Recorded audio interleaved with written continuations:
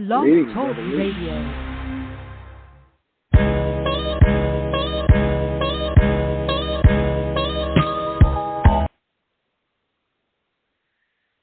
Greetings. Brother Lee, are you with us?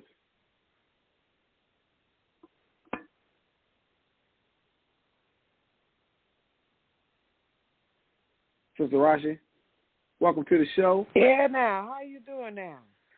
Hey, listen, this is Real Radio.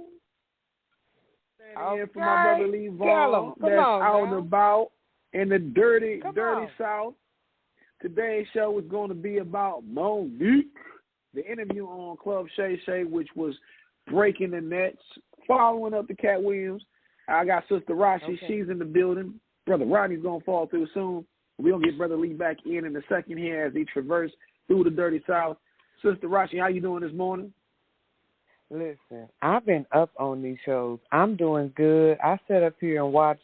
Now we finna approach, if you include the Willie D video and all of that other stuff, we finna almost knock up on 24 hours of call and response between the black comedic community. And see, this ain't back in the day, Brother Barry, when you was talking about like some old, minstrels. We're talking about, people who are calling themselves commentators on the black agenda, right? Right. So people try to keep shoving them in the sit down and tell jokes role, but the comedian has never just been a jester, right? So I'm really excited about our show. We got some, and mostly I'm excited because you, Brother Barry, got up the switchboard. Let me tell you, let's do it.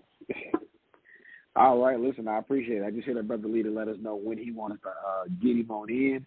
And listen, I am glad you brought that up because I feel like some people, and I was talking to Brother Lee about this too last night. I watched Stephen A. kind of made some complaints about Mo'Nique and some of the things that were being said. And what I want to make clear to people is this. When someone has been wrong and done away, they don't necessarily need our approval to speak their piece. And so I don't want to get off into how true it is or how true it ain't, Sister Rashi. But I certainly believe that sister has the right to speak her piece. What do you think? All, Brother Barry, all people have the right because, well, this is how we adjusted enslavement back in the day, right? If we didn't have the work of ride or die abolitionists willing to say they whipped brothers like John Gordon, who showed his whipped out back, right? They did this to me. The photos of the lady whose stomach they cut open and they stumped her baby. Right. They did this to me. The body remnants of Emmett Till. They did, and how appalled they were for Mamie to put her son out there in that photo. They did this to me. And so we are always ready to say when that they ain't us, right? Right. And folks, when the they is us, they like, shut up, that's in-house, that's family business. We don't handle, that's laundry. Don't put that out. But if I remember back in the day, that's all you did with laundry, right? You washed it clean, and then you aired it out. Am I tripping? Well, you used to air dry right there on the back before we got them dryers in the house. So maybe people forgot on that. Site. Right? That's what... You put that shit out in the back, not in the front though, but you put it in the back, and you aired it out, right? And you let that sun shine on it. You disinfected it, right? Right. So now they want you to keep the laundry in the house. They don't want you to wash it. They want you to literally stuff it in a bag and put it in a closet. And when the black community tells you we can't be selective about justice, if it ain't right from the white community, it ain't right. From the Hispanic community, it ain't right. You understand? And from the black community with the wrong agenda, It's just not right. When No, you I look agree. at yeah, go ahead.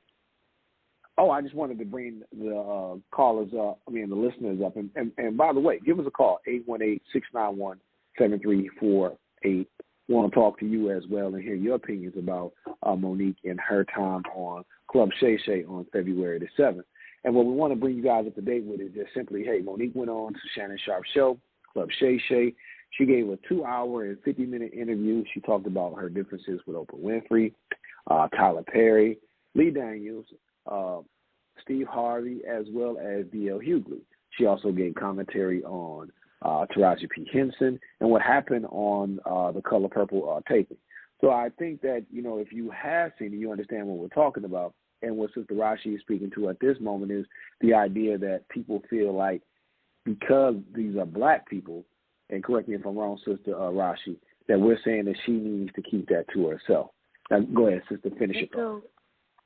Right, and here's my deal. Club Shay Shay is keeping it to ourselves. Right? It's not, rest his soul, I guess he did, Phil Donahue. Or, the new Phil Donahue, Vlad TV. Sorry, did I say something? I'm out here acting Cat Williams, never mind. She didn't, and even if she had, so what? But the idea now of coming to Club Shay Shay or Willie D's show or any time when the person who's listening and the audience who's really listening is of a certain community, then you are keeping it in the family. Getting our interpersonal relations handled, even in a public forum, is the business of black people, because the division is what's been holding us back. So why can't airing it out, showing, reconciliation and or restitution, why can't that be the forum? No, we don't see anybody else do it. But we also know that those other people are agents of the chaos that we're trying to fight against. How about why is the truth not the light, Brother Barry? I think, Sister, what it is that we've gotten a false idea of what keeping it real is. I remember being a young teenager and Anita Hill was going through her thing with Clarence Thomas. And while we all know Clarence Thomas to be the sellout today, there were sentiments in the black community that Anita Hill was trying to bring a good brother down. And that's what people will call it, Clarence Thomas, a good brother. No one would say that today. But during that time, this sister speaking up and talking about the sexual harassment that she went through at the hands of Clarence, everybody just was like, do you remember that, Sister Rashi? Do you remember that? You talking about Long Don Silver? Yeah.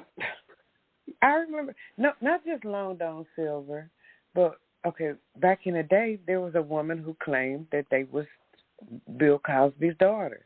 So that means there was a Bill Cosby woman that was impregnated by Bill Cosby, right? Right. She was trying to bring him down. Jesse Jackson's estranged child came out to work, right? That woman, she was trying to bring him down, right? They tried to run game on O.J. Simpson's first wife, right? She was trying to bring him down. That's why he had to turn to white women, right? Any and all criticism is essential to bringing you down. Okay? So let's just talk about it. Why can't we talk about this reality of keeping each other accountable? Because I tell you what, we internalize black men. We act like we don't hear y'all. I know y'all think, black men probably think black women don't hear a word we say. I bet y'all think that, don't you? Sometimes. What if I told you almost 80% of our reality is trying to adhere to some standard that has been rewritten and overwritten and quadra-written by a consortium of black men. How we should dress, how much should be covered, how much shouldn't be covered. Just a different group of black men. One group of black men wants virtue and demurity. The other one want to see that monkey, okay? They want to see that monkey knuckle, okay? But either way, Brother Barry, it's not what we want.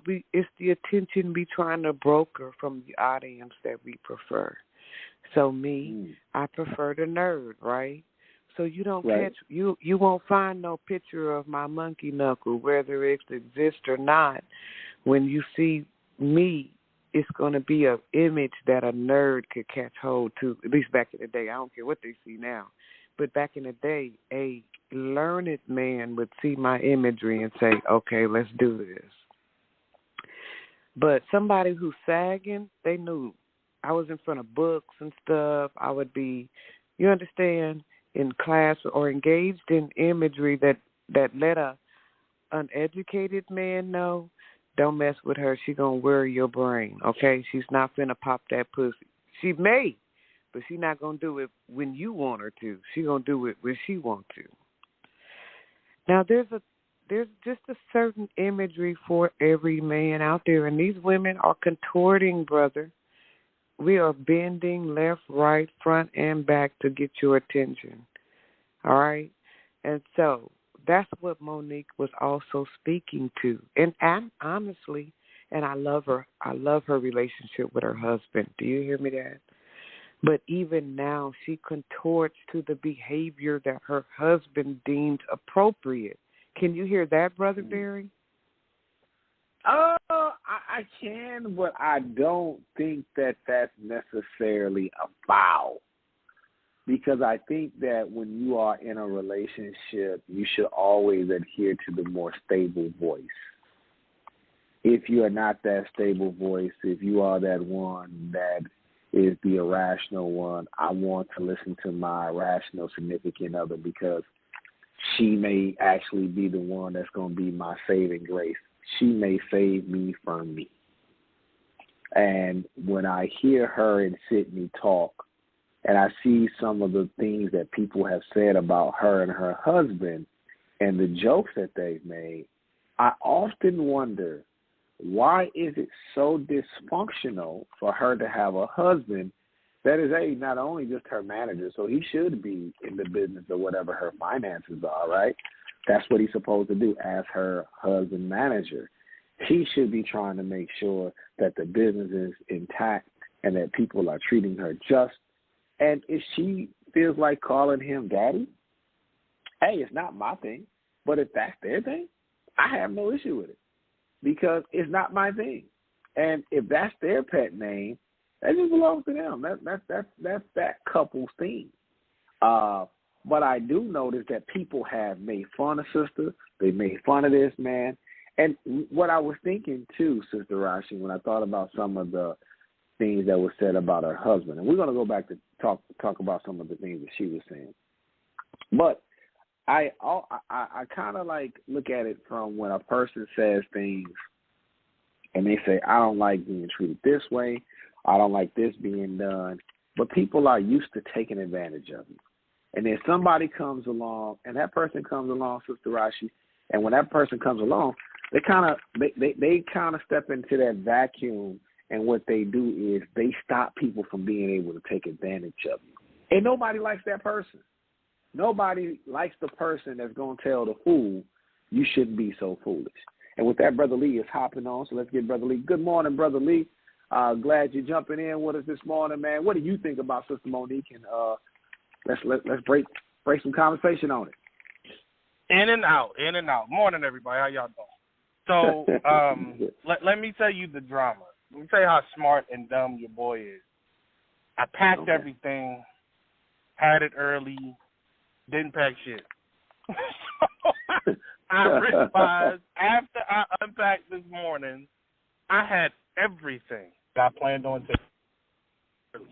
Need one of those shirts for today, obviously. So I'm running out trying to cop a shirt before I hit the road because it's a 2-hour drive from here to Montgomery, so I don't want to get there super late. I'm going to leave halfway through the show to start on the road, and then I'll be on with you all intently. But for the moment, why does she have to turn, twist, or contort toward her husband?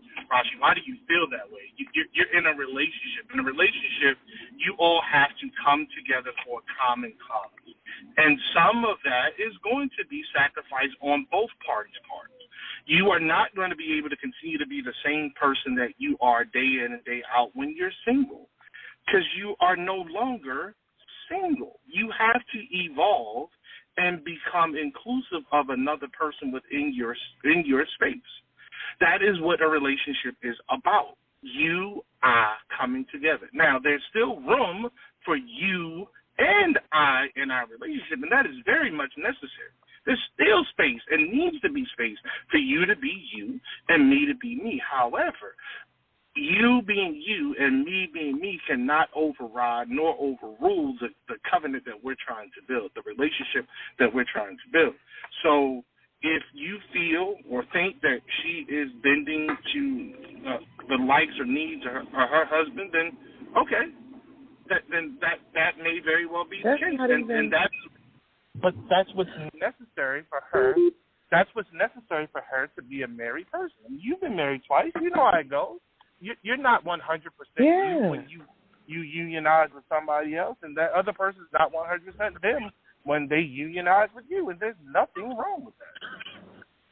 Well, okay, listen. What I was speaking on was the overall behavior of women in general, right? And in this case, it actually don't apply to the relationship because Mo'Nique is not bending per se to her husband as much as he has re-scripted his reality around her talents, okay? As much as he has become the steward of how her reality should flow and go. And so my problem, even with this relationship, ain't even her bending to him. Because even though she says a whole bunch about him being about her being controlled by him, the truth of the matter is, as the chief breadwinner of the family, his best thing is to maintain what she's already considered. Huh? But where did she say she's controlled by him? Where did she say that? Okay, I'm telling you, women are fundamentally controlled by the attention-seeking behavior we do to get men's attention and approval in life. Y'all think we do it for each other, but there's too much behavior that we engage in that don't help us to where it has to be for y'all. It has to be to get your attention. It has to be. And some of that, define that behavior, until I met him. He was my best friend. I was telling people about him, and he rescued me from a reality in which I kept making poor decisions with men until he was the decision that finally made the most sense. Okay? I hear that. Lee. I hear her saying that she tried man after man after man, all of them trying to be Professor Ogilvy, until she decided to pick one. As women always are the choosers. Right. So the one she picked, Lee, controls the money that she makes. He deems whether the interview was worth it. He joins her on the interview. He schedules, he does what managers do, what agents/managers do. And I'm just telling you that contortion also, that's a part of it a little bit, letting him feel as though they're a part of the control system, because without it, they are whatever that white dude is to Kamala Harris, whatever Stedman is to Oprah, whatever, they become male, lesser than male.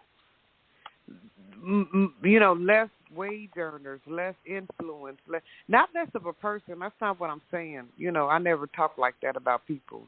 But I'm saying if you're talking about socioeconomic status and whatnot, they just become less because the person they with just has the capacity to make more or to broker more influence or be seen by more people.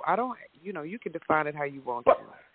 But but again, okay, Daddy, you're in charge of that money. I don't care. I'm just going to go to work. And you tell me what's the best. You tell me what's best, Daddy. Okay, but again, there's no indicator at all that she married a bum. She said this was her best friend. They had been best friends for years. They had roommated together. She never gave any indicators in anything that I've seen that this dude was destitute and leeching on to her. I mean, they've been rocking together since literally her beginning. They were best friends. So I don't understand. But I never called him a bum. I never called him. Okay, I just told you that he has reoriented his reality around her talent. Who else do he represent other than her? Nobody, and he shouldn't. He's her husband, so he should have his focus but on other representatives have more than one talent. Other representatives. Are you gonna let me answer your question, or are you gonna continue to jump in? Because that's not So the answer to your question is nobody, because that was not his job, though. That was not his profession. His profession wasn't a talent agent. His profession, to my knowledge, wasn't a scout or a representative. It so happened to become that once they became married, and that's a choice that they made within the confines of their marriage. There's nothing wrong with that.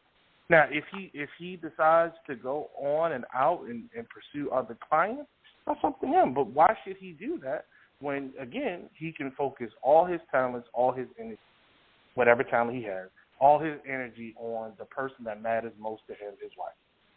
It makes perfect sense. Perfect sense. Why go somewhere else when you can do anything and everything together? You move as one, and you're fine. There's no misgivings. There's no misunderstandings. Let's say he goes out and gets 3 other female clients. Now, why you out? There's none of that. He has one, his wife. The perfect setup for success when it works. Perfect setup for success when it works. Anything else would be a setup for failure because it could potentially cause drama. So, again, be that as it may, whatever. What I'm gleaning from the conversation surrounding her husband was what she said. And she said, Tyler doesn't want to be in a room with my husband because he can't talk over my husband. He can't talk around my husband. My husband is one that cuts through all the BS and gets to the point. And I can see that. I can understand that. He's a Hollywood outsider. I don't give a shit. He don't care. This is what we're doing. This is what we ain't. It's that simple. This is what we're doing. This is what we ain't. All that other shit you talking don't mean nothing to me. What are we doing? This is what we ain't. Put case in point. The promo tour they wanted her to do for Fresh. So, okay, we'll do the tour, no problem. What's the compensation? Well, we're not going to compensate them. We're not going to do it. We're not contractually obligated to do that. We're not going to do it. She says she wanted to spend time home with the family. This is what we're doing. If you all come up off some coin, then we'll do that, and we'll be inclusive of the family. But if not, then we respectfully decline. What's so wrong with that? Is it a situation where those in power, the gatekeepers, are so used to getting what they want because people, so many others opt out of desperation, or the belief that she admitted that she was under too, this is just some of the shit you got to eat in order to make it. But when do you ever get to the point where you make it? She's not the first one. Our sister, Viola Davis, said the same thing. She said, they call me the Black Meryl Streep, but they don't pay me like the Black Meryl Streep. I have the same accolades. We went to the same school. Everything on our resume is comparable, but I don't get paid like her. How does that work?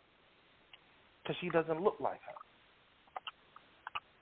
This is a situation where the industry, and, you know, Brother Barry's been in the industry, I've been in the industry. The industry is not set up for the art. The industry is set up for the label, if you're talking about music, and the studio, if you're talking about anything outside of it. It's always set up for that. So you got to understand where you send it. And think about it. If they can pay you $40 million for a fucking movie, how much did they make? If they can pay you $40 million for a movie, how much did they make? You know what I'm saying? It's like an NBA player, an NFL player. If they can afford to pay, if the owner can afford to pay you $260 million, how much is that money? And how much are they making? Think about it. It's not, this game is not rigged for the player. It's rigged for the owner. It always has been rigged for the owner. And you are considered a disposable commodity because, you know, the old adage is still true.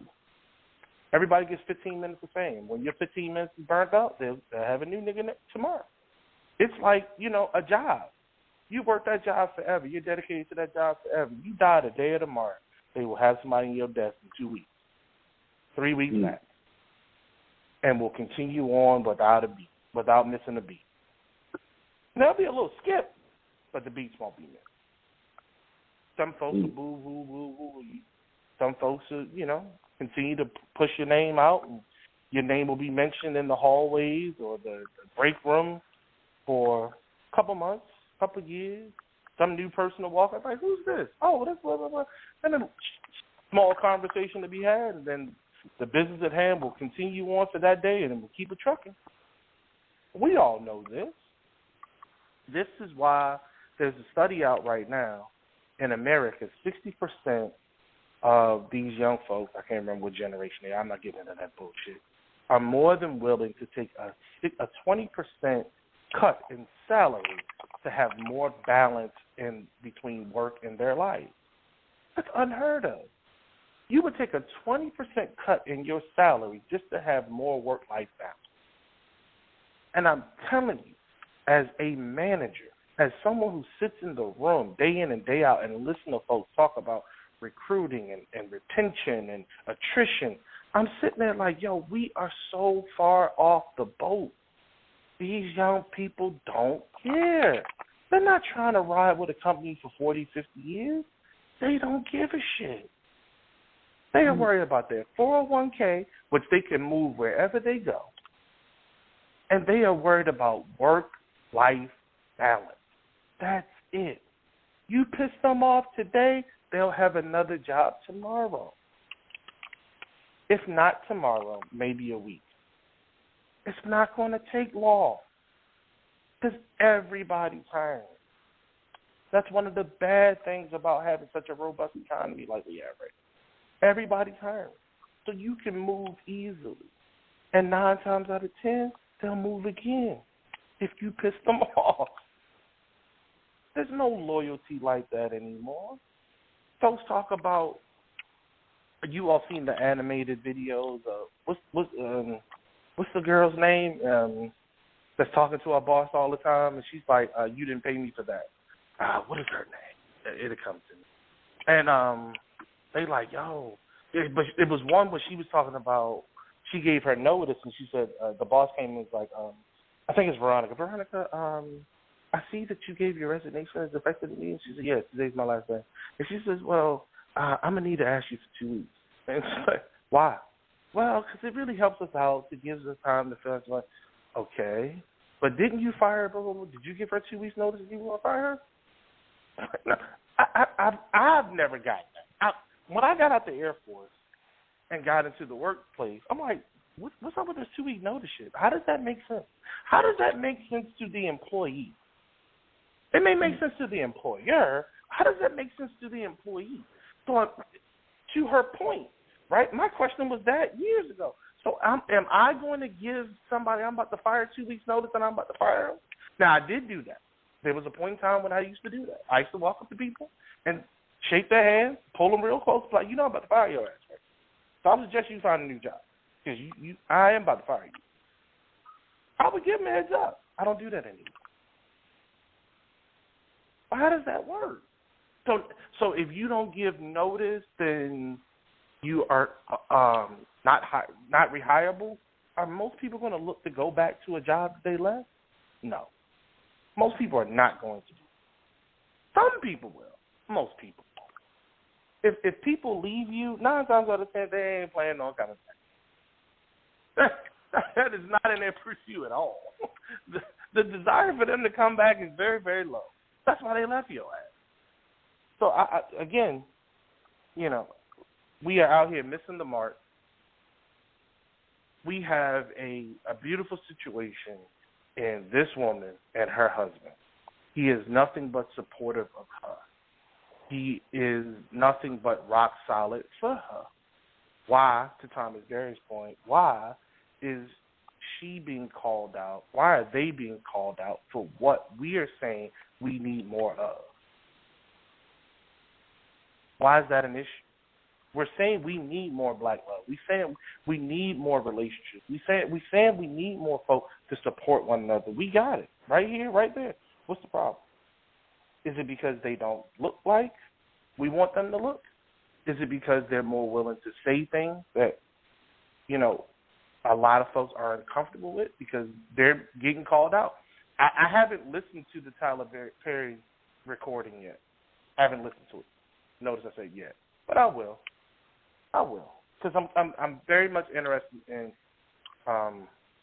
what was said and how it was said. And for this cat to, according to her, with the recording, that he allegedly said, I got to say allegedly, I haven't heard it yet, allegedly said clearly that he started that rumor on her. It was all false. And to have hurt her like he did, like he has, he does need to apologize to her for that publicly. It doesn't need to be private. It needs to be public. Because he publicly shamed her. Why should that apology come any other way but through the way that the shaming was done? Brother Barry, what you think? I think he should. I think he owes it to her. And I think that part of the issue that let's take it back to people and their problem between her and her husband. It's almost reminding me of when we watch basketball and football, talented young players who have a father in the picture. Those are always the kids, the LeVar Balls and others, the Floyd Mayweather seniors. We always label those athletes. But we label the athletes problematic because they have a father who is not allowing them to go through the rigmarole of kids who don't have fathers in their lives, right? They're difficult for the system because now they actually have management, if you will, right? Not necessarily management. I think it applies here with her husband. I think his job as a spouse is to make sure he gets the best for his wife. That's his role, and he's supposed to do that. And he's supposed to do that to the best of his ability, right? The best of his capabilities. He is supposed to make sure that Mo'Nique is getting everything that Mo'Nique desires, right? He is supposed to be doing those things. But for people to act as if he is somehow or she is wrong for having that, and then mocking it. You know, Rashi, I get what you're saying about sometimes you see people who are in abusive situations where they do have an insignificant other that controls everything. But I don't know if that brother is solely just living off her talent. It would almost be to say that he was nobody before her. I don't know if that can be true. We joked about that in our community about Stedman. And come to find out, Stedman has been more stable in his day-to-day than Oprah has, right? And so when I look at that couple, and I see how people like go at them and the comments that people are making, her daddy, it's like that's their pet name. If she calls him daddy and he calls her mama, what's the problem? They are a daddy and a mama, right? They got kids. I guess it ain't no problem, brother. My only worry is this. You have a significant lady in your life, right, Brother Barry? I heard you and Lee, kiki about how you was gonna get her all trapped out, right? But she has her own reality that is not 12 watts. Am I correct? That is true. And it's not necessarily the children's, your other thing with working with the kids, right? Right. Right. So now, if she decides tomorrow to become CFO of 12 Watch and to manage what school you go to, what talks you give, what that is you do with the kids, right? She schedules all out. It's her job. It's what she do now. She's scheduling that all out for you. And it feels weird. She's advising you on when not to kind of do that, right? Right. Would you feel that she has now, and she's doing a good job. Okay, look, she's doing a good job with it too. All right, she's doing a good job. But is her reality being the management of your reality, what you're looking for in the love of your life? I would say that I would hope that if I made a way for the family, that everybody in the family, the children, the wife, the ex-wife, the family, take hold in the business. Because if this is going to be the business that take care of all of us, I think we should all be involved. I don't see anything wrong with him being a manager. Include the ex-wife, because I got to take. I did include the ex-wife because if I got to take care of everybody, including my children, their mama's gonna benefit as some. She gonna benefit too. Well, Country Wayne said the greatest write-off is a person. So I'm with you. I understand. So to me, I would definitely want to be in that position with my ex, my current, or whatever, to where we're saying, hey, we got to get this done. Well, it's a collective that got to get this done.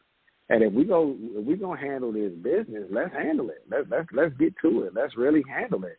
But I think what happens is that, Rashi, I'm gonna go to the point of what Mo'Nique was making about the other sitcoms and other things where she wasn't making. She was saying in some aspects like she wasn't getting paid technically what she should have been getting paid, right? And so when your significant other sees that and you already got this other management and they're not getting you paid, why wouldn't you? And your brother was robbing you, why wouldn't you invest in your significant other? Did anyone complain about her brother when he was robbing her? When UPN decided to give her that deal, so when they were going in the simulcast and not making sure that her and Tempest Vaughn wasn't getting paid, was that a daddy issue? Or is it a daddy issue now where it's like, hey, now we got to make sure when we strike these deals that you're getting exactly what you're supposed to get. And we want people to treat you with dignity and respect. Is that so much of a daddy problem now? Because to me, that's what it seems. It seems like because she's not putting herself in a position to get used, now it's daddy, huh? I could be getting over on you. That daddy guy, he's holding us back. That's what it comes well, I first want to say that I'm so glad we got shows like this. What it's doing is it's giving us a chance, because we talked about it before, right? Those casting couches. We talked about the parties you got to go to, and if you don't hit if you don't do whatever drug they doing, they like look at you sideways like you gonna tell, and you can't get your music played at certain parties if you don't engage in certain behavior at the party. And so, and some of those parties are run by who? P. Diddy, right? And so, what? Did he want a party? Hey, when Diddy want a party, apparently there's a new refrain in the streets. When Diddy want a party, you have to make a choice, right? And if you Farnsworth Bentley, you make one choice. And if you know, Cat Williams or some other people, you make a different choice. But if you there at, I heard that it's 12.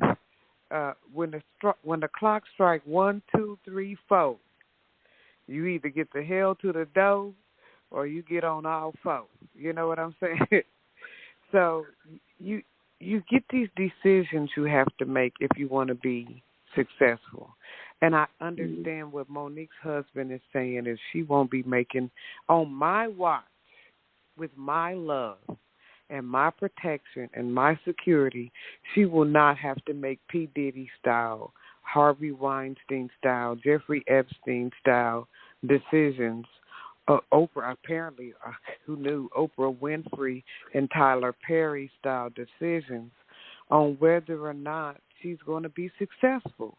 So we have to hear that there is, I agree, I want to be in the business 4 months and have a 20 episode sitcom when I haven't even done comedic or anything situational.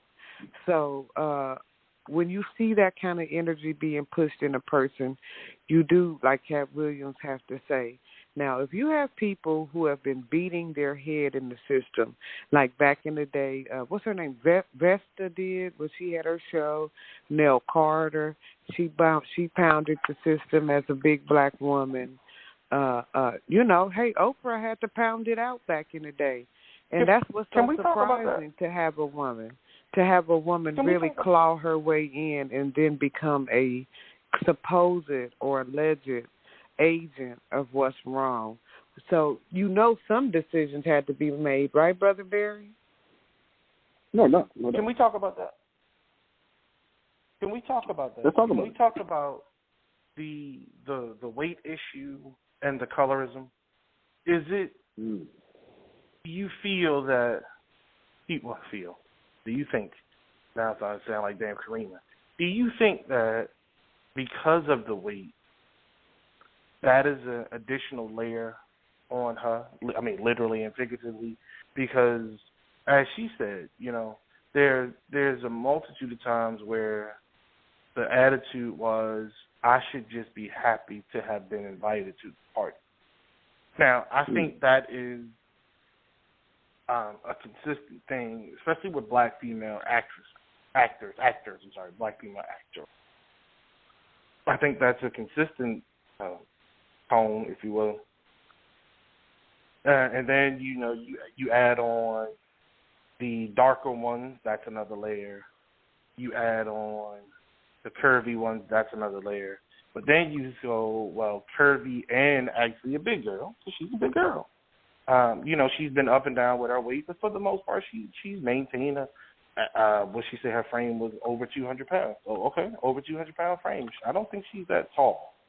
And I don't remember how tall she is, but I don't think she's that tall. But whatever. Do you think that's another issue that is being used against her in withholding the actual apologies? Because, you know, how many roles are there for somebody of her stature? You know, is it easier to look past her because studios don't vision, the public doesn't vision a lot of opportunities for somebody like her? So it's easier to say, well, we're spreading the love, we're giving the opportunity to somebody else.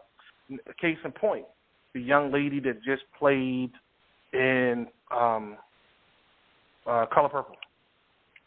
Do you not think she's going to get more and more roles that could have gone to Mo'Nique? First off, she killed the Color Purple, without a doubt. She killed the Color Purple. But she has the same stature, pretty much, as Mo'Nique. So, you know, do you not think that, no disrespect, no shade against Octavia Spencer, do you not think that some of those roles Octavia Spencer played could not have gone to Mo'Nique?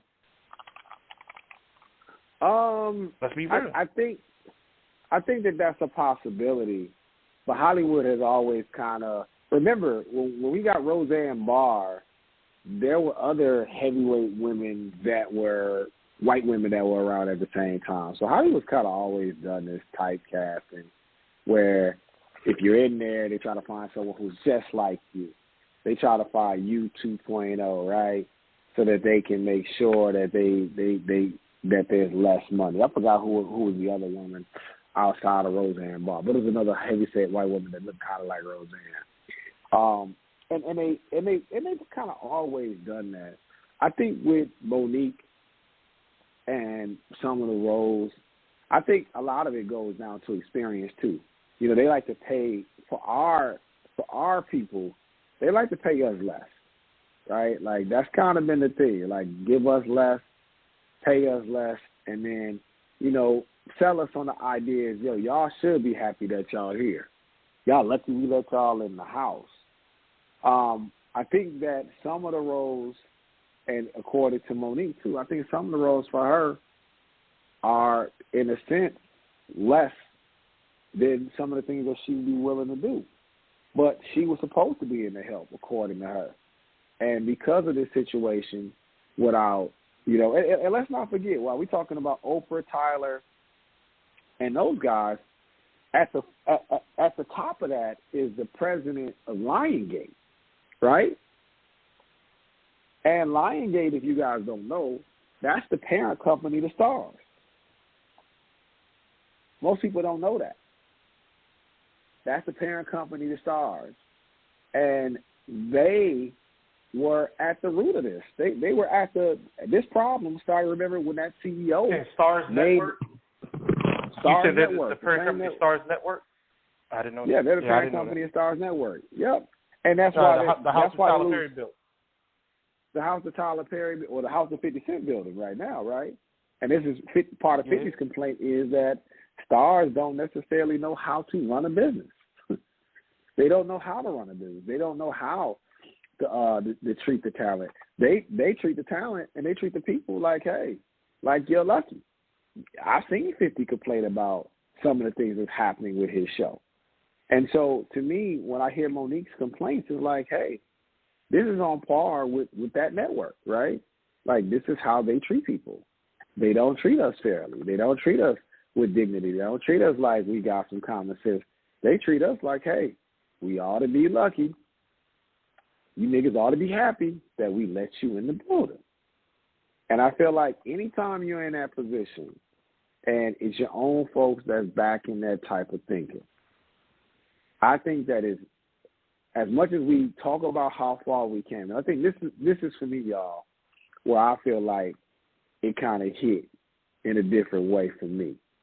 It was the idea that we're talking about people that everybody kind of look up to as these black folks who are calling the shot. But in their calling the shot, they're not looking out for the average everyday black person. They're looking out for themselves. And they're stopping people. They're stopping people from being able to reach their full potential. And that, for me, that was the scary thing. Sister Rashi was saying earlier, it ain't just the white man at this point here, right?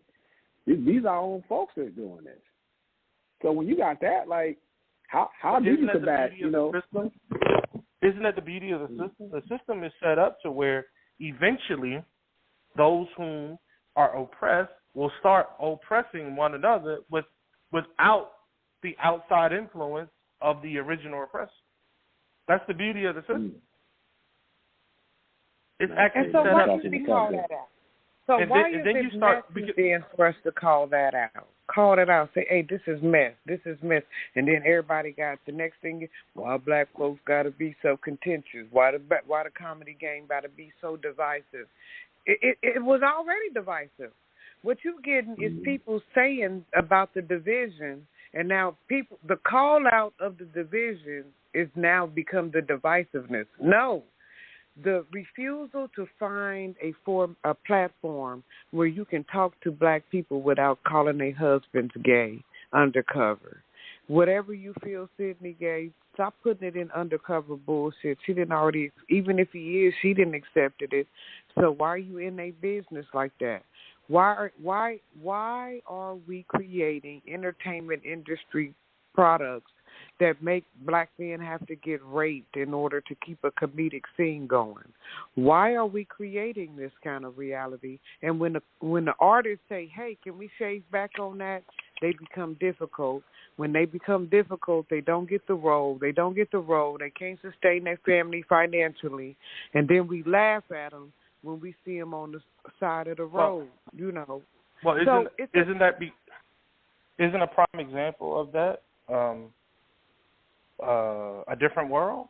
You know, so here you go. You have a black, I can't even say, was it a situational comedy? I don't even know if that was a situational comedy, to be honest with you. A black show. The first season was written by white folks. And you could tell it was written by white folks. It was horrible. When Debbie Allen came in and she revamped that whole thing, starting off with the damn opening, totally different show. The spirit changed, the feeling changed, everything about that show. It took off. It blew the roof off. You know what I'm saying? But that's why, because when white folk are doing the writing for black folk, trying to imitate, trying to be down, whatever hell you want to call it, it's a miss. Because they don't understand the nuances. They don't understand the subtleties that we have to go through. They don't understand. And when I say the subtleties, I mean the subtle racism that we have to go through each and every fucking day. They don't understand that. They can't see that because they're the ones perpetrating it, and they don't even know. They don't even know. They don't understand how deep this system runs because they are a part of the system without even knowing. And they can try to get out, and some of them have been successful in doing so. But there's still so many things that they do in their everyday lives that they don't even, that is so, it's customary to them, but it's racist, and they don't understand that. They would have never even thought about it like that. Why should they? They're not in a position they're where they have to think about anything. They are white and they are right. Even my poor white friends. Well, I've been poor, blah, blah, blah. Yeah, you've been poor, but you still white. You might be poor white trash, but you still white. As I said the past 2 weeks, nothing comes before our blackness. Nothing comes before your whiteness. Nothing. Because if you're walking down the street and a black person is walking down the street or up the street, the first thing that black person sees is a white person. They don't know about your class. They don't know about your caste. They don't know about your financial situation. They don't know about your education. If that black person has been traumatized to be afraid of white people, they will cross the street simply because a white person is. They will get out of your way simply because of white. Nothing precedes your whiteness, just like nothing precedes our blackness. Nothing. That's why. You know what I'm saying? But again, she goes into, going back to Mo'Nique and some of the things she said, she goes to the story about the parking spot. Going back to the studio. She has a parking spot with her name on it. All she heard was, if you're here for the parkers, you got to park over here. You got to park outside the gates of the studio. So she's parking and walking to the set. And a cat came through on the golf cart and was like, yo, what are you doing? She's like, I'm going to work. He's like, why the hell you park all the way over here? She's like, because I'm with the parkers. And they said, anybody with the parkers? He said, girl, get on this cart. Whipped her ass around, took her to see her parking spot, and she cried. That's crazy, man. But if you don't know, you don't know. And that also shows that, remember, she got this, I think Sister Rossi was pointing to this about how she got this role without actually being in Hollywood. And that was something that I thought about, too, when I was listening to her story. It's like, well, it might have been a blessing and a curse because you come in, you don't know nothing about nothing. You don't know what to ask for, and you agree. And so they gave you what they gave you because they could see. She don't know much. She's green. She's new out here.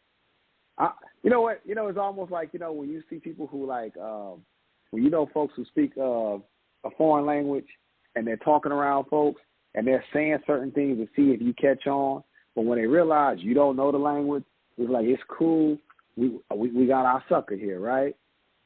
And so I thought about that with the parking space because I was like, damn, just like the parking space. I'm like, shoot, she didn't know, you know, about the residuals that she was supposed to get with the show, right? They didn't, you know, they told her one thing, and then as she said, people told her, hey, you want to make sure you get syndicated because then you ain't got to work no more. And okay, you get syndicated, but guess what? Now in that syndication, you're not getting paid the way you're supposed to be getting paid. Now this goes back, Sister Rashi, to the difference between her husband and her brother who was managing her before. Maybe her husband understands the business a little bit more, and I would say that he probably do, since a lot of these execs were either roommates or people who shared halls with him while he was in college. Maybe that's what he does major in. So that could be the parallel between both of them, too. Just to throw that out there. And that's why they don't want to deal with the husband. I'm telling you, he's doing a good job. Will you just hear me? Y'all don't hear? I'm not shitting on that brother. She's got her special. She's got her internet reality. You know, because that's what most people do now when they can't get a studio exec to agree to a program, they take it to the internet, right? She has a strong internet presence. She's actually looking pretty good. Hell, she could get it. You know what I'm saying? She looks good. I mean, tell me she couldn't get it, Brother Barry. I mean, it's my auntie. I can't say I'm sleeping with my auntie, but I hear you. Stop playing. That woman looked good. That woman looked. No. I'm not saying that she don't. I'm saying when I look at her, she look older. I give her that auntie thing. I know. Lee, tell me Mo'Nique couldn't get it. Not for me, Chief. Man, I play too much. She could get anyway. To me, she's seeming clear. I'm not saying he's not doing a good job. They're clearly having a good time. All I'm saying is there has to be. You know, you heard the separation between church and state. You heard about the separation between, hopefully, parent and child. There's a separation between. There's separation in power because the potential for risk gets high when you cross those lanes. Will you agree with that at least? Oh, yeah. When your lover is a businessman. No, hell no. So you're talking about a separation between a husband and a wife. No. Why? Again, if it works, it works. What's so wrong with it? So you would rather give your money to a motherfucker you don't know than to a motherfucker you go home with every day? How does that make sense? That shit make sense to me. Look. So, again, I go back to my schooling because I went to an alternative school. No, motherfuckers, I wasn't slow. I went to a school that was geared toward the working adult for college. And our vice president, female, gorgeous lady. Oh, my God. Oh, she was fine. She was, Brother Barry, she was fine, bro. Oh, man. Anyhow, she didn't drive. She had no car. She had no intentions of driving. Her daughter, however, worked at the school as well. So her daughter would pick her up and bring her to school. So she's telling the story in class. It was one of those damn classes, you know, that one of them damn electives that you had to take because the school forced it on you, paying for some shit that they just making money off of. One of them damn classes. Y'all know how it goes. Anyhow, she's telling the story in class, and they was like, "Oh, that's what's up." She said, "Yeah, and, you know, whenever we get paid, I make sure I give her money." You should have seen the motherfuckers in that classroom. They went bananas. Like, what? What you pay? What you doing giving your daughter money for taking? And she let it play out. She knew the reaction that was coming. So people started calming down, and she goes, "So you all think it's wrong for me to pay my daughter to bring me this to work?" And, the majority of the motherfuckers like, hell yeah. She's like, okay, well, why? Why is it wrong for my daughter to get compensated to bring me to work? And, motherfuckers started chiming in, well, you're her mother, blah, blah, blah, blah, blah, blah. Again, she's letting this whole thing play out. She says, okay. So how would I get to work if my daughter didn't bring me to work? Remember, I don't have a car. I have no license. I have no plans whatsoever of driving. I don't live close to the schoolhouse. So how am I to get to work if my daughter doesn't bring me to work? Well, you could catch a cab. I could. So you're telling me it's financially beneficial to take my money from my family to give it to somebody else so their family could benefit from it. And you should have saw their fucking face. They were like, oh, never thought about it like that. Yeah. But you're still her mother. And what does that mean? I'm a grown person with a profession. It is my responsibility to get myself to and from work, not my daughter's. I made the choice not to get a car, not my daughter. I made a choice not to get a license, not my daughter. So I would have to get myself to and from work every day some way or another. Why is it not right for me to compensate my daughter for her time, her gas, the extra wear and tear on her car to bring me to work? I would have to pay somebody, right? Now, I'm not saying I'm paying her a fair market value because I am her mother and everybody busts out laughing. But I still owe her that. That motherfuckers, they were there for the rest of the class. There for the rest of the class. Absolutely.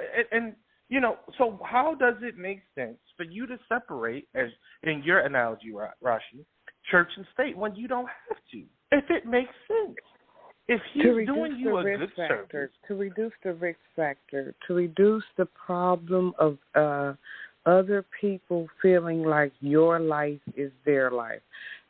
When you intermingle with other people's lives, your children, your man, your mama, you are supposed to at some point, especially when you're an adult, be able to say, okay, I mean, I'm a big 24-hour girl. You know how I do, Lee. I'm a big girl. I'm a lover of the 24-hour schedule. So if it's 24 hours, I'm going to say my mama get about an hour. I know that sounds sad, but she drives me crazy. So an hour is it. My son get a couple of hours. The schoolhouse gets about 8 hours. I steam 2 hours. You understand? And if I had a man, it would have to happen somewhere between 5 and 8 o'clock when I'm doing everybody else's hours. But after 9, I'm taking my ass to bed. So those are nobody's. Those are my hours. So then you start asking yourself, when someone else's time is them managing your life, their actual life is the management of your life, you have to, that may be a personal issue now that I think about it, but it would make me feel as though I'm commandeering their purpose. Like they had an original purpose to their life, and it could not have been, in my opinion, the management of my life. Maybe somebody whose job is management. And so if it was my life and somebody else's, just the business aspect of my life and the business aspect of their life and the business, and it was multiple people, I would know they're an agent, they're a manager. And so if I'm one of many, I haven't commandeered their life. I am a part of what they thought was their original purpose, which is they're an agent, they're a manager, they're, and that can spread so many ways.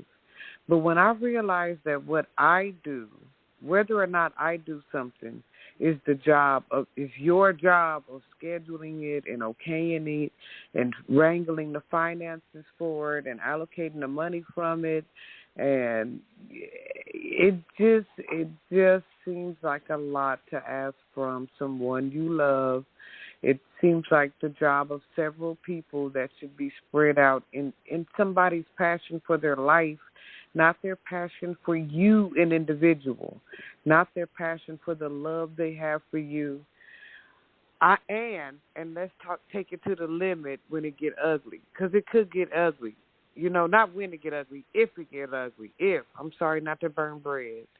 when these situations get ugly and your man is your manager, your wife is your agent, your daddy is your, when your person that you have a fundamental primary bond to is also in charge of your money, holler at me, Britney Spears, it gets weird, Joe Jackson.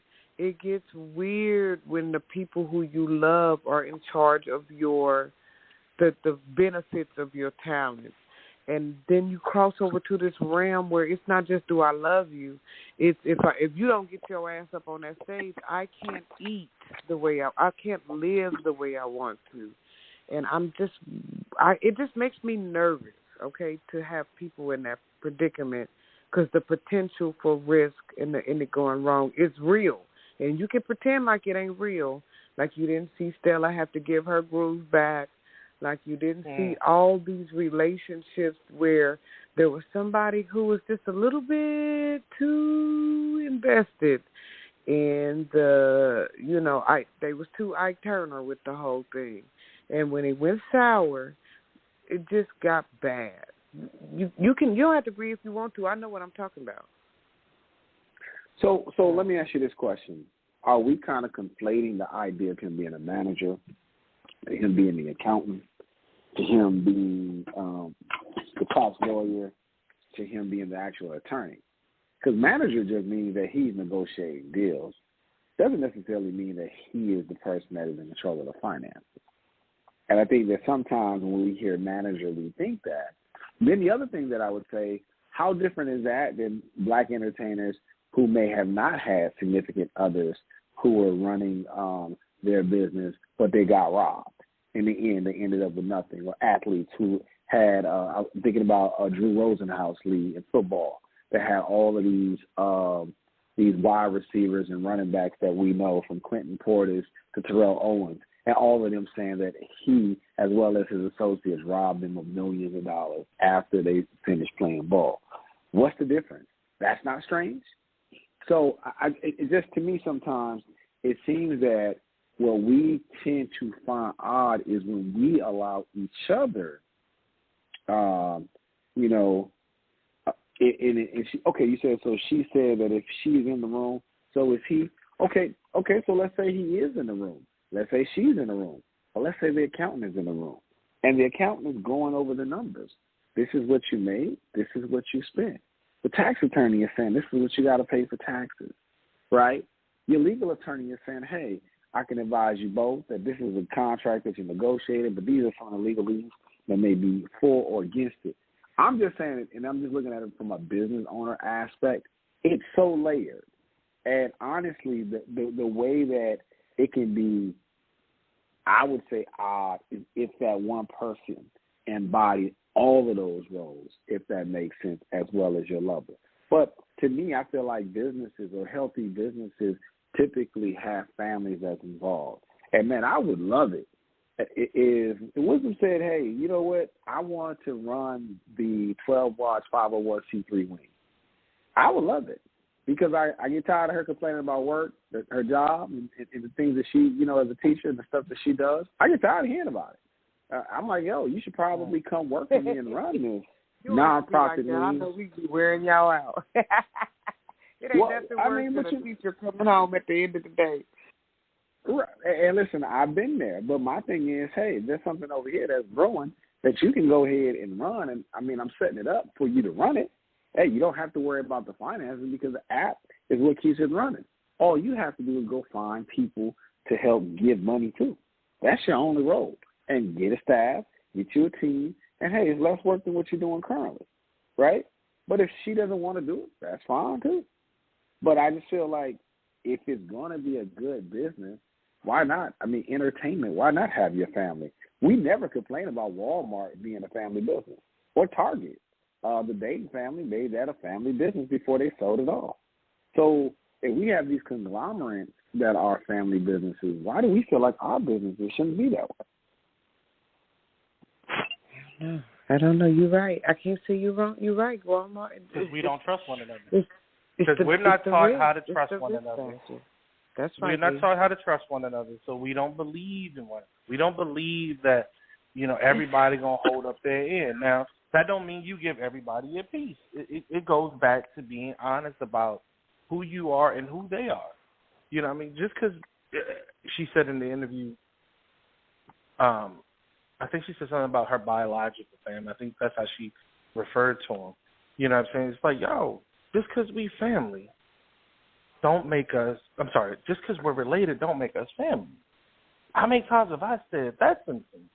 Like, it's motherfuckers that I love. But then she followed I know got love for me.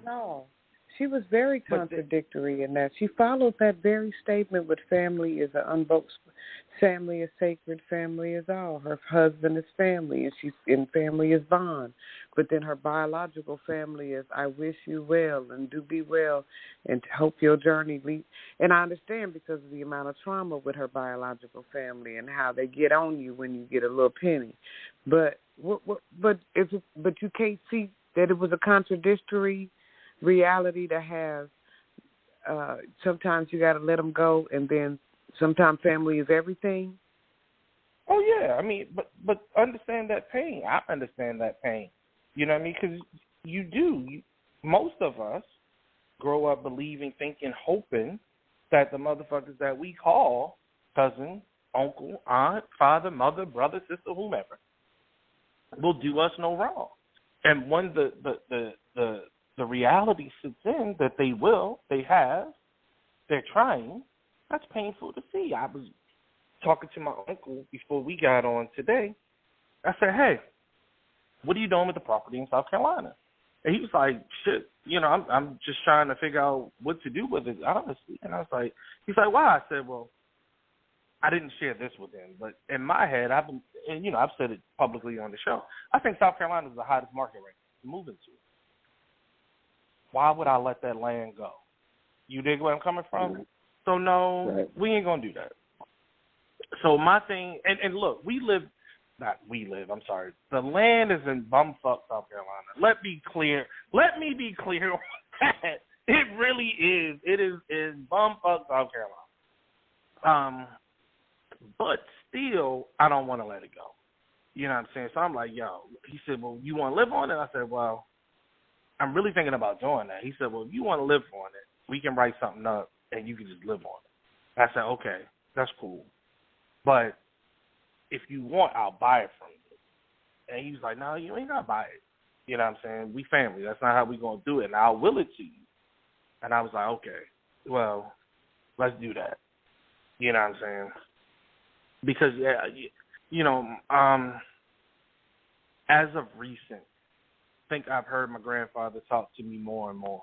He's like, boy, I wanted you to come down here. And I think I got as close as I'm going to get at this stage in my life.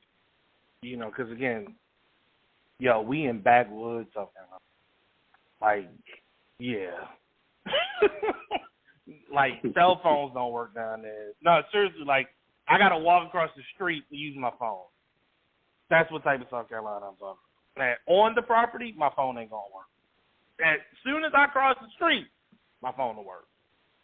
Yeah, like that, I'm not. I'm a city boy, Dad. I ain't feeling this.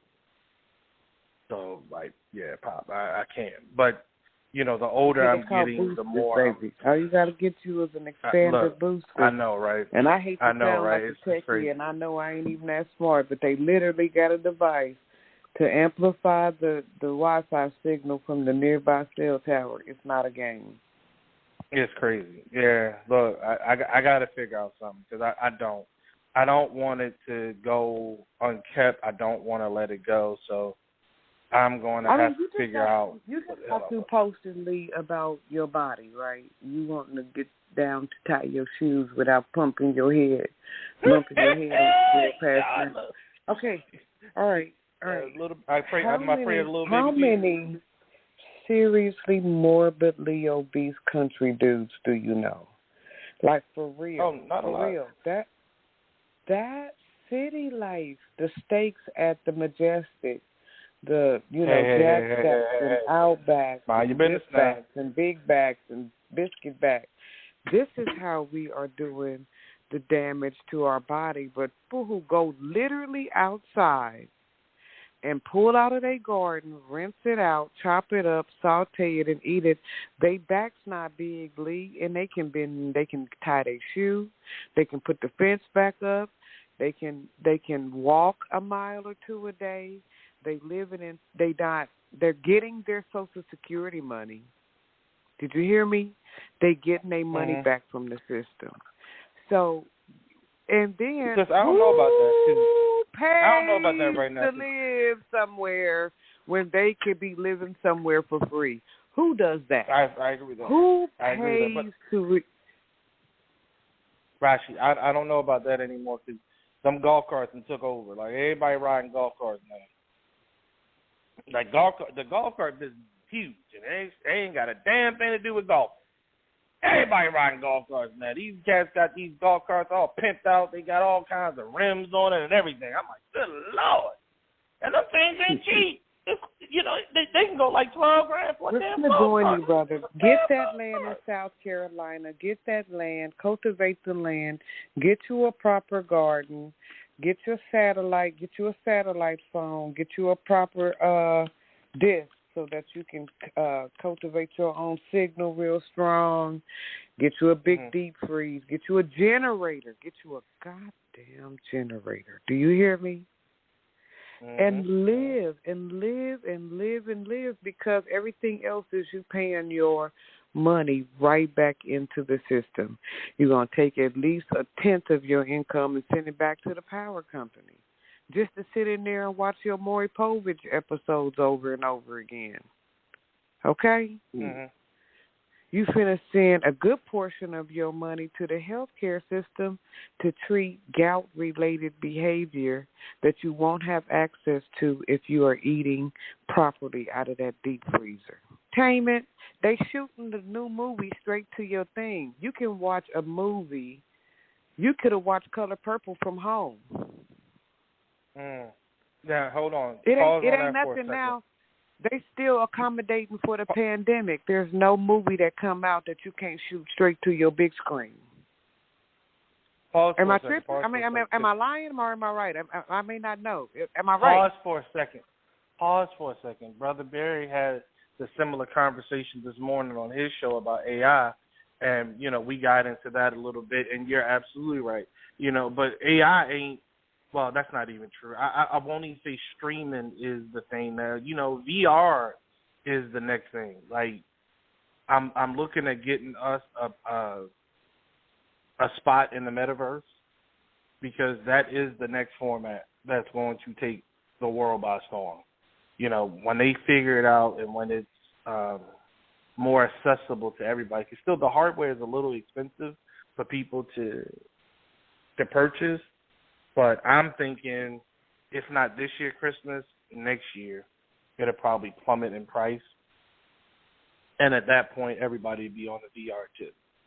So because everybody's ashamed of looking dumb with the goggles over their face, right? There you go. But I didn't know it was commissioned it for the classroom. Because what they done did is they created cellular videos where you can learn on the scale of an actual cell, where you can see it, like look to the left and see the mitochondria, and look to the right and see the DNA replicate. And that kind of learning can just blow the mind of a young scholar, once they realize the unison between tech and science, right? But here's the other part, Lee. How often do you hit the town? Like, how often do you put on them slidey shoes? That's what I call them. The ones with the smooth bottom. No, slidey not shoes, often. And you put on your good belt, not often your bow tie, and your hat, and you hit the streets, and you get to grinning and smiling and entertaining and cohorting. How often? Not often at all. All right, so if you're not out there in them streets, as they say, right, brother Barry, you ain't in the streets, right? Why would you bother paying indiscreet prices real estate-wise if you're not going to actually be a metropolitan person? If you're not an urbanite, then go and get the price differential for being a ruralite. It is just a smart, and I hate suburbanites. I hate them. I hate them. I hate them because they take all the money out the city and they drive it out to the country. But here's the deal. They are able to send their children to college, their grandchildren to college. They not blowed out. You know, here's the only problem, Lee. If you have a heart attack, it takes about 30, 40 minutes to get to you good, right? You got to make sure you have all your strokes and heart attacks in the city. Other than that, you good. It's quiet. All that pop, pop, pop, pop, pop, pop, pop, pop, pop, pop, pop, pop. You don't hear that. It's you doing that. You out in the middle of the field shooting all your little AR, and guess who calls in on you when you get through going? Nobody. They know they have a gun enthusiast neighbor out there in the country. He set up a small range in his backyard. Nobody's coming when you pop your pop. I am with you, brother. Please call your, your uncle. And if you don't want the land, tell him you got a teacher in Missouri who's ready.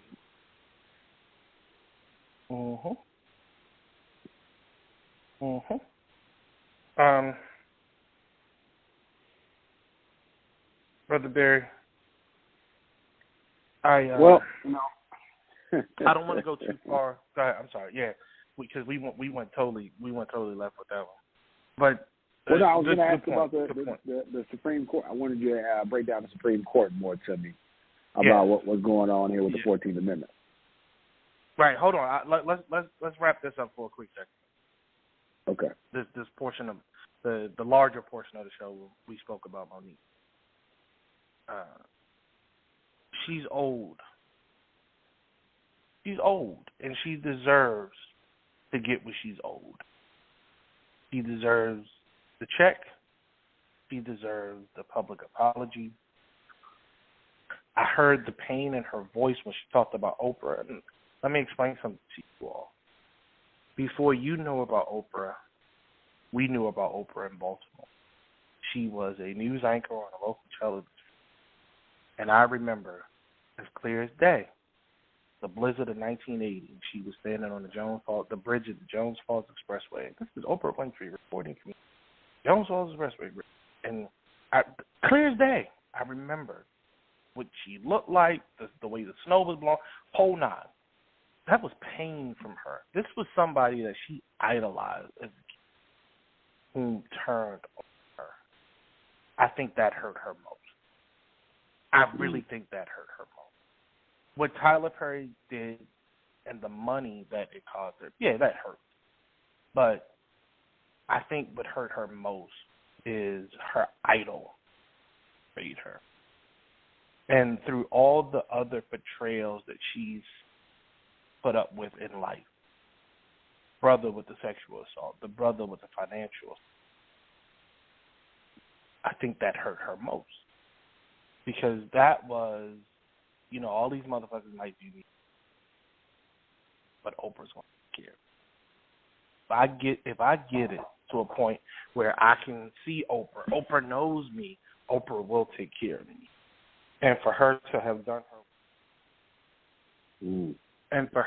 done her wrong, I think that's the biggest issue for her, to be honest with you. I think that really broke her heart. I think that really broke her heart. And I wanted to say that before we transition to the next part of the show, because I think that's huge. I want people to really understand that. That's what I took away from that. Because I get it. Again, before you knew Oprah, we knew Oprah. I remember Oprah as a kid. She dated a local radio personality.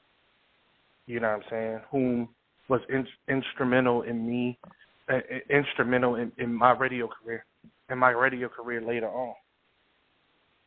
Instrumental in my radio career later on. And, you know what I'm saying? I remember he and I used to talk. We didn't talk about her, but we just talked. And just seeing her go from small time to, local radio, local television show, to small-time local television show in Chicago. Then she got the talk show in Chicago. Then she took the talk show and blew it out and blew it up into the Oprah Winfrey Show, the Oprah Book Club, and all this and all that. I mean, amazing. Just strictly amazing, dog. But again, to have that person turn around and slap you, you know what I'm saying, and refuse to acknowledge that they did you wrong, I think that hurt her most. You know what I mean? So now, with that being said, we can go to the Supreme Court joint. So the opening arguments on the Supreme Court with the 14th Amendment case suck. They absolutely suck. I'm like, from the audio that I heard, I'm like, well, where the hell was the punch? Where was the power? Where was the true defense of Colorado's ruling? I didn't see it. I didn't feel it. Most pundits said that it was lukewarm at best, but they thought that the tenets of the case would stand by themselves. I think that, and this is something I didn't think about until I want to say last week, maybe the week before last. The thing that's going to hurt Trump the most, regardless of if you think he participated in insurrection or not, the fact that he did not quill it. He did not quill that riot. He did not dispatch the troops to shut it down. That was Mike Pence. It wasn't him. I think that is going to be the anchor that sinks, if nothing else. If they sink him, they're going to sink him on it. Now, the justice seems to lead that, you know, if we allow this, then other states will just do what they want to do for whatever candidate they so choose. And I don't think that's a valid argument because other people have been taken off the ballot for whatever states have chosen for years. That has been the norm. States have the right to do that. They have the right to keep on and or take off whomever they want. Are they going to kick the can? I don't know, man. You know, I think about this as I remember I was either reading or I saw a video about the separate but equal case.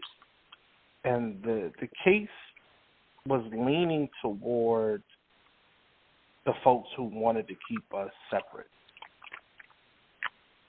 And it was a simple thing that happened that changed the judge's belief that shouldn't be the case. He and his driver was black, were out, and they had a conversation. And through that conversation, open, honest, and frank conversation, the Chief Justice at the time changed his course. And that's why we have the protections that we have. So, I don't know, man. I don't know if the justices will sit back and get other people's opinions, and I don't know if they will sit back and do some soul searching. I don't know. But I do know that they need to do something so that everybody knows what the potential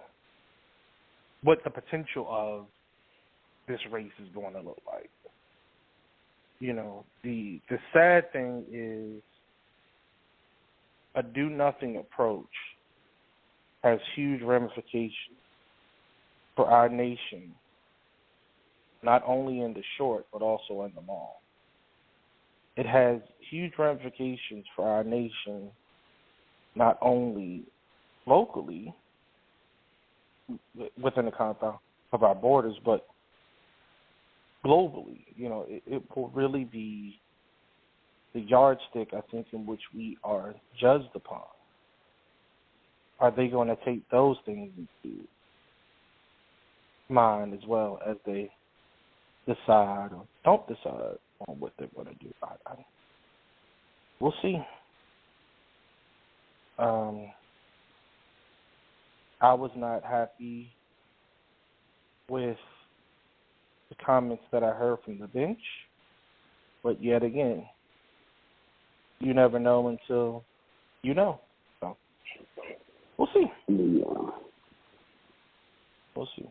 Well, I would say, man, this is one of those times in and this is where we talk about those interpersonal relationships, and I always go back to the Moynihan report, them understanding by breaking up the black family, not having relationships, couples voting in blocks that have, couples who have children who later on vote in blocks typically with their parents and their community. Even though we're dealing with, removing children out of our community through child protection services, that changes the political landscape for us as well, right? When you take all those hits to your political power, and then they've also kind of played with the ethnicity labeling too, now we don't have such a strong voting bloc as we once had. And the reason why I think that that's important to look at and think about as we continue to progress in these dialogues is that we are giving up political power because of things that we feel like is making us feel better or do better. Going back to our conversation earlier on the show, whose thoughts are you really thinking? Because they live by the idea of if we get less people to the polls, that means we win. So they're always trying to shorten the people that go to the polls. The problem that I have from the other side is that the other side ain't doing a good job of really, in my opinion, prompting people to go to the poll or exciting people to go to the poll for what's next. I think that when I was growing up and you think about Reagan and you think about politicians like that, even Obama, it was always about the future. You want to be excited about what's going to come. Not so much about what's now, but the promise of tomorrow. And I don't believe always focusing on international matters. I also don't believe in also like them hunkering so down and being bogged down by the immigrant discussion. It doesn't necessarily talk about a brighter future for Americans. And that's hard to get people to the polls. So if you don't get people to the polls, you get more justices like the ones we have now. The court, it needs to flip. Lee dropped off. Hopefully, Brother Lee will call back in. Sister Rashi, what do you think? So I've been looking here, and the gist of the matter is if you decide to rally a group of people, brother, right, and you tell them, what we got going, and it take me back to the early days of America, right, when the Patriot decided that they wanted not to be, what do we call them, a pilgrim. I'm not no fucking pilgrim, right, brother? I'm a patriot. Right. I'm not some cast-off European sent to America like a de facto prison. I am a pioneer of a new land and a new land. You hear the rebranding? Yeah, they want this they want this supreme rebranding to go down. And so at one point, we saw a human male, and I hate to get so damn basic with it, brother, right?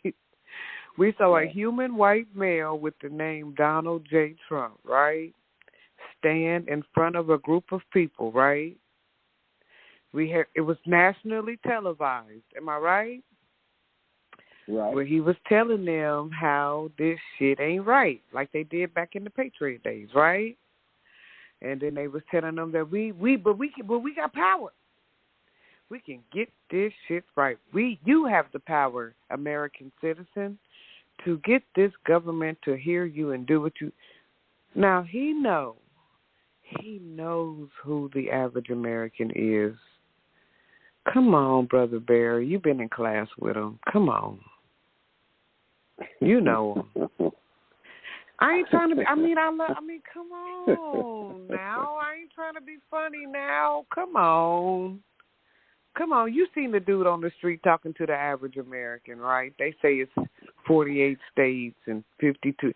They do not know America. They know they are American. They do know that. Some of them aren't even actually for real true American, but never mind. They think they're American because their parents said, but they were born somewhere else. But never mind, I ain't going to digress. All they know is that they are American, but they don't know what America actually is. So when you get to telling them, this ain't right, Let's get it right. Let's bombard the systems and write the letters or march. Then you know what you are inciting within the hearts and minds of the people, right? So this is what I want to tell you. There have been two really great government migrations. One of them was the Civil Rights March, right? The March on Washington, right, brother? Black folks picked up their knapsacks, they got their backpacks, right? And they took to the streets. They started walking towards Washington, which is unheard of. And then you get these other people who made another exodus towards Washington, right?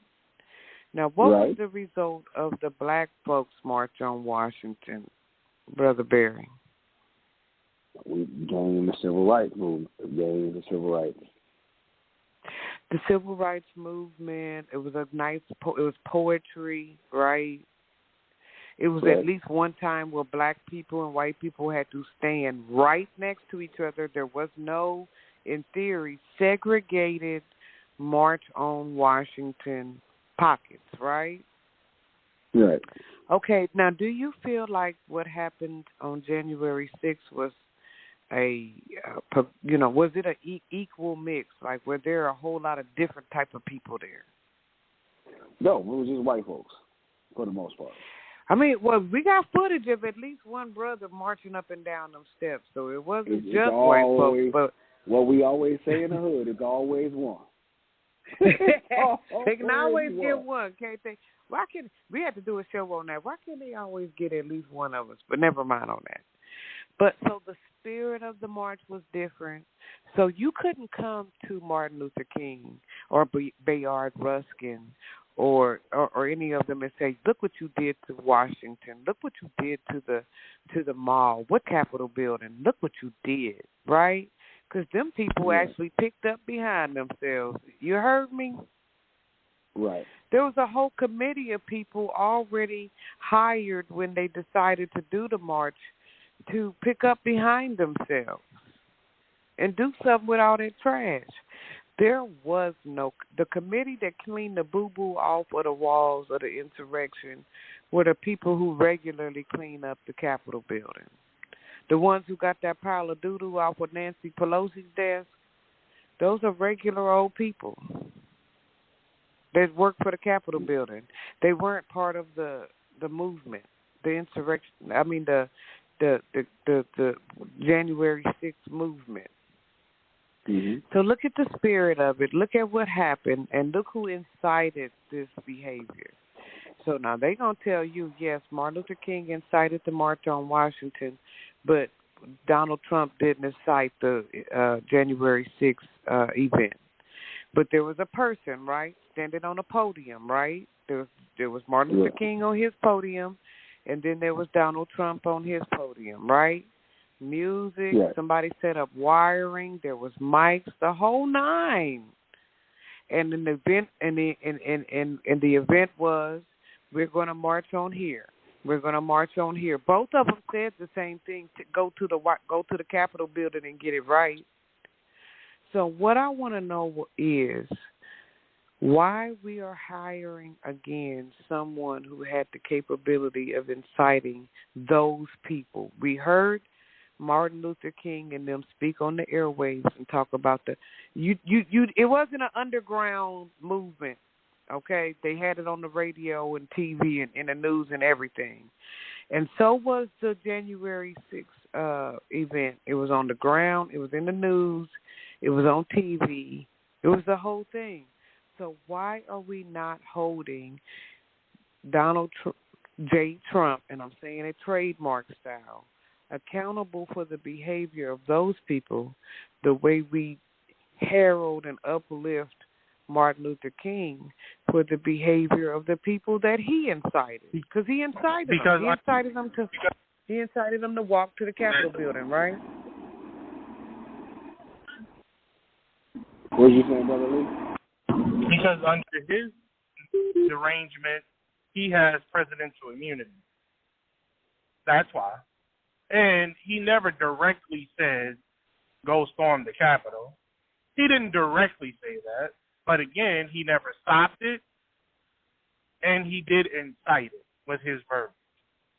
You should go down there and let them people know how you did. So that's the difference. I don't recall them talking about. I don't recall the insurrection being on the news, though, Rashi. I mean, that was definitely underground. That's why so many people were caught off guard. But that you don't watch Newsmax. You got to be on 4chan, Newsmax, OAN. You have to be a part of that community of conservative listeners in order to know. But yes, there was rumblings. There were underground rumblings of both of those movements, right? It's but there's a stark difference. You said no. There's a stark difference. The March on Washington was broadcast on every major network. Everybody knew about that. This insurrection was not broadcast on major networks. There was not a pyramid. There was none of those things. So there are huge differences between the two. But again, the ideology of the person whom should be held accountable because he was the president, he was the commander-in-chief. And let's be clear, if this had happened on anybody else's watch, the damn Republicans would be up on arms, standing on desks, hanging from flagpoles, talking about, look at the Democrats, look what they didn't do. They didn't protect America. That's what they would be saying. Now, their silence in this situation, they're them cowering to the power of Donald Trump and that 30% block that he has a stronghold of in their party is truly a threat to our national security. It is. I don't want to use the word crazy, but it's crazy. It's crazy. The people aren't crazy. Their actions are crazy. You know, the people are acting out of fear. Again, you get the mock-up of the Great Raid at the border. People showed up at the Great Raid at the border. There's nobody there. Why? Because going back to your point, Rashi, you got these offshoot news channels that are pumping all this fear, and they're splicing together images of this and images of that, but they hit people over the head with this every day, all day. And some folks, because they don't have time to pay attention to it, like, oh, shit, that's happening in real time. That was 10 years ago, dog. What are y'all talking about? But again, they're splicing this stuff together and talking about it and behaving like this is in real time. So the great parade of all the Christian people that just marched down to the border in Mexico, like, there's nobody here. None of that crap is going on. These folks are like, oh, we thought it's crazy down here. There's nothing here. There's nothing sandwich. No crap. But they want to believe. They need something to believe in. And that's what Donald J. Trump represents to and for them. He is the last great white hope. He is. I don't think there's going to be another one. We already know that the world, and specifically America, is browning. They know that they're running out of time. If America wasn't a racist country, Nikki Haley would not be known as Nikki Haley. Right. Why are you running around here calling yourself Nikki Haley if America is not a racist country? What is your name, lady? How about that? Right. We can say everybody else's name. We can't say your name? Americans can figure out how to say everybody else's name, but they can't figure out how to say your name? But we weren't a racist country. You wouldn't have to go by the moniker Nikki. You could say your name. You could utilize your name, and there would be no problem with it. If they weren't a racist country, why did we emphasize – I'm sorry, that's not true. I can't say we. Why did a certain sect of this country continue to emphasize Barack Hussein Obama? Why? Why? Did we call Bill Clinton by all three of his names? We say Donald J. Trump. What is Donald Trump's middle name? Off the top of anybody's head. No Google. Seriously, who does that? Okay, there you go. But no, seriously, it's Joe Biden. It's Joe Biden, right? Donald Joe Biden Trump. Okay. What's Joe Biden's middle name? Joe is not exactly his first name, by the way. That's actually his middle name. But I'm just saying. What? I mean, nobody. We don't now say you that. What's Joe Biden's first name? We don't say that. I can't remember off the top of my head, but his middle name is actually. Yeah. But hey, can I make a suggestion to y'all? Something to look at. Historically, in this country, when we take 2 steps forward racially, we take 10 steps back right afterwards. Now, bear with me when I say this. You have to remember, with all of those gains that happened with the civil rights movement and the voters' rights and all of those things, remember, we go right into the 70s, a string of assassinations of our leaders, and then we got the Black Power movement, right, based off of COINTELPRO and over-policing in our communities. Remember that? Then they hit us, they heavily inundated us with heroin, as well as they started the new housing rules, started going out targeting black families right afterwards. But you got 2 steps forward, then they took us 10 steps back throughout the 70s, right? Then you go, let's fast forward to today. We had Obama. We go directly from Obama, 2 steps forward, straight to President, what was his name, Donald Jackass Trump? Okay, we'll take it. Now we take 10 steps back. During that process, we also had this thing called the murder of George Floyd. What came out of that? A bunch of DEI jobs. For those who don't know what that is, that's diversity, equity, and inclusion. Remember that, right? And remember how they were saying all of these corporations, how they were going to donate to black businesses, black community organizations, and black efforts. Remember that. Remember everybody was saying that. But then you look up 2-3 years later, over 80% of those diversity, equity, inclusion positions around the country in government as well as in corporations are almost eliminated. Taking that in consideration, and now we're getting right back to where it was, because white folks, anytime we make progression, what do? They lizard brain takes over, they start pumping the fear, and they start thinking to themselves, the niggas is coming to get our jobs. And I will tell you, most of the fearful policies that were enacted in government, none of it was ever scientific. None of it was ever proven to be true. It has always been based off fear. Whether we're talking about the laws regarding drugs and mass incarceration, the marijuana laws, right? The marijuana laws, they said it right there on the congressional steps in D.C. They don't want people smoking weed because they were scared that brothers was going to get high and start raping white women. That's what that was about. Now, who do you know smokes weed and rape people? I don't know such people. They tend to be relaxed and laid back. But that's what they were saying. So I look at it right now, pumping that fear, and the fear is white folks losing power. Yes, sir. I'm sorry. Hold on, Brother Bear. I'm sorry. You said they don't want folks smoking weed because of what? They didn't want people. They said that if marijuana was legal, that black men were going to get high and start raping white women. Right. No, it wasn't raping. That's what they said. They don't want black men on any drugs that would make them look at white women. It's weed. There you go. Soda crack. Anything. But it's not about black men. They don't want white women.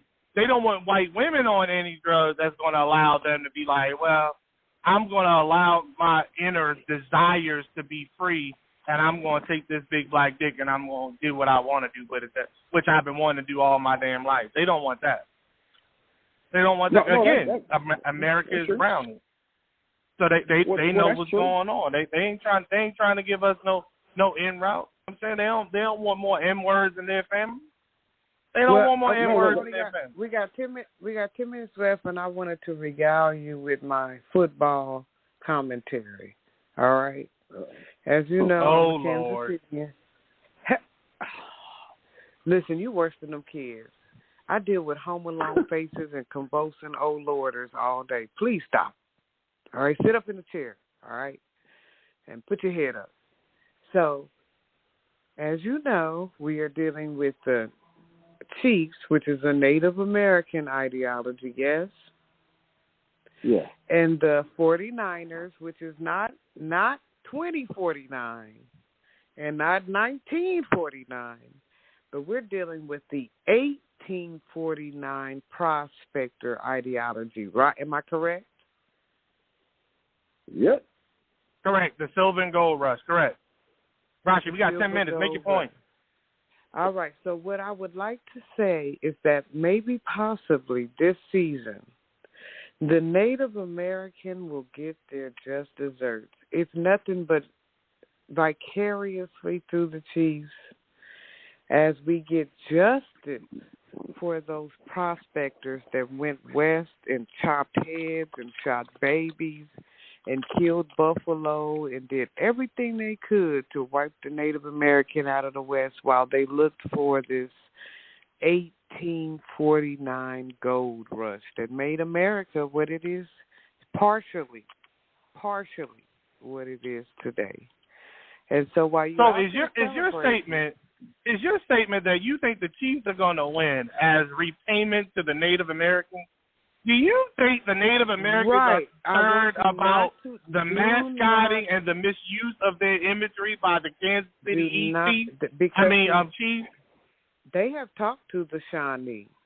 The Shawnee told them that the way they work their magic, the way they give back to the community, the way they do this and that, that even though they're not a big of the tomahawk hawk, they understand the actual work of the Chiefs and what they have been doing in not just Kansas, but Kansas City, but Missouri, and in uniting those two regions together, which is a slave state and a free state. And so just know that this is a layered identity and that nobody deserves more punishment than a foreigner from another nation that comes and sweeps across it and digs all in its soil, extracting what they think is important, and then killing every other living thing that was there before it got there. And that's my take on it. Okay. Well, I hope the game ends in a tie. Well, there you have it. Yeah, I ain't got nothing to say on that. Look, y'all be good. I need to do what I need to do. I love y'all. I'll talk to you later. Oh, man, it's very short. We got 5 minutes left. Well, that's because they laid race to the Ravens, and he's still kind of a little butthurt about, the performance of his people. But also, again, let's just talk. I mean, if you want to discuss it, some of the places I've been looking for commentary is a place called First Things First. Of course, Nick Wright is extremely animated when it comes to his support of Kansas City. But I have been trying to actually listen to what it is people are using as why or why not. And I still go back to the mascots. Some of what your mascot is truly who embodies your team. It confuses me why the Lions are so bad. But I'm just joking. But, Brother Barry, I just want to let you know as moderator today, it has been a very enlightening talk. We do need to delve further into the truth and whether or not we care whether it's black truth or white truth or Mexican truth or alien truth. When you're dealing with the truth, it can't be dirty laundry. It's just what has to happen in order for everybody to work on an even playing field and for people to make informed choices knowing what's really, truly happening in the industries that they choosing to join. I am so glad that I was able to have this day with you, and I can't wait till next week when we will be talking with Brother Brandon Ellington. Ellington is actually a ex-representative here, congressional member here in Missouri, representative of the Jackson County. And so we're going to be discussing even Cori Bush and her husband's situation, you understand, and whether or not it is okay to hire your husband as your security manager and things of that nature. So hopefully he'll give us a little bit like what Brother Rodney gives us when he explains what is available to politicians when they join into that industry. So next week, our very own Kansas City, Brandon Ellington. And I do really look forward to it. So I hope you do too, Brother Barry. Well, you know what? What I would say is, I would tell you this. For me, I definitely feel that we as a people have to look deeper beyond the pale, and we can't let fear navigate our decision making. Because typically, once people are no longer frightened, they change course, and they become unglued to the things they were glued to once fear is removed. That's not a good way to vote. It's not a good way to live your life. It's not a good way to love. Secondly, I want to say shout out to Brother Rodney, who is not here today. Brother Lee, I guess Rodney is out enjoying the Super Bowl festivities. So hopefully we'll get a good report about what's going on with Brother Rodney and all the black folks that run into Vegas.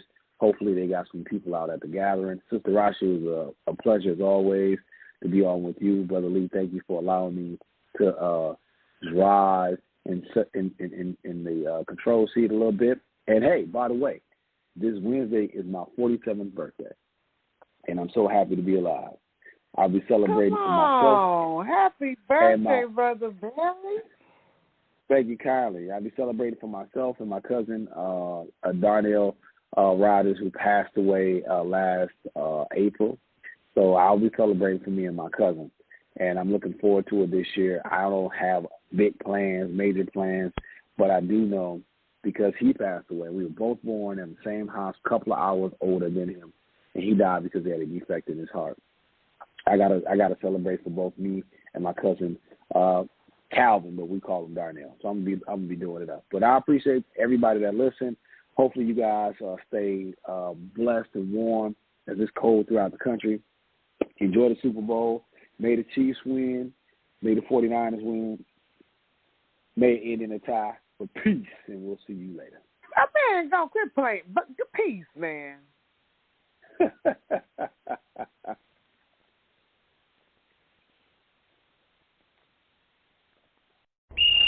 Did you know that Pepsi has partnered with Racetrack so you can enjoy the big game on Sunday in the best way?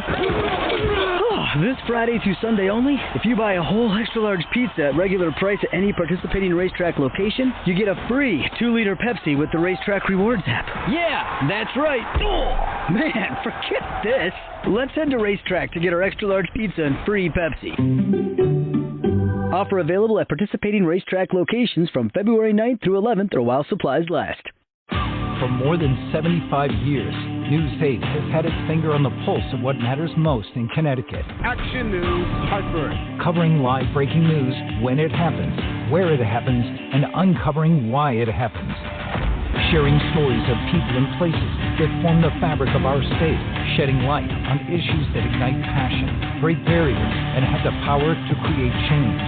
Yesterday, today, tomorrow. News 8 is Connecticut's news leader.